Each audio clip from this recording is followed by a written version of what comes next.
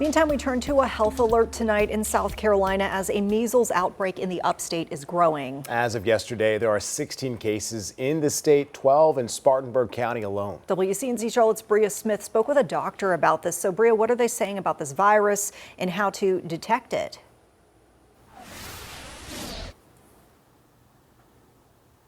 Yeah, Vanessa. Well, Dr. Lindsay Duguay says the virus shows up as a skin rash at first, but that is not all, and it shows up in a very unique way.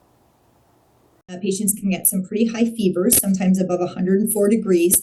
You can get red, watery eyes, runny nose, a cough, and then a pretty classic rash. The rash on the body starts usually on the head, a lot of times around the hairline and around the ears, and then it'll spread down the body. The root cause of the outbreak in South Carolina, healthcare professionals say, are low vaccination rates, but they are taking the necessary precautions.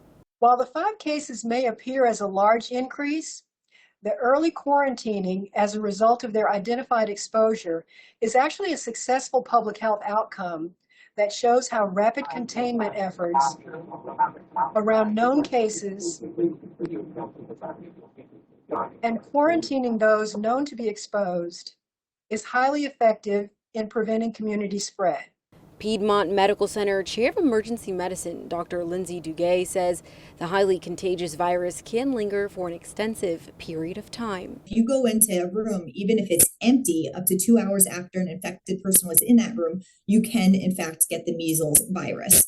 The measles virus incubation period, meaning the time that someone is exposed to the time that they get symptoms, is 7 to 14 days. Dr. Duguay says getting vaccinated can curb the increase of measles cases. Back in 2000, the U.S. actually had no measles cases. It was completely eradicated, and that was much in part due to vaccination status.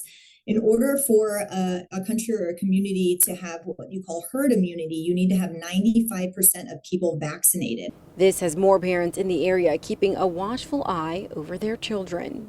Be aware if something is different with your kids than normal, other than the common flu or just the sneeze and runny nose.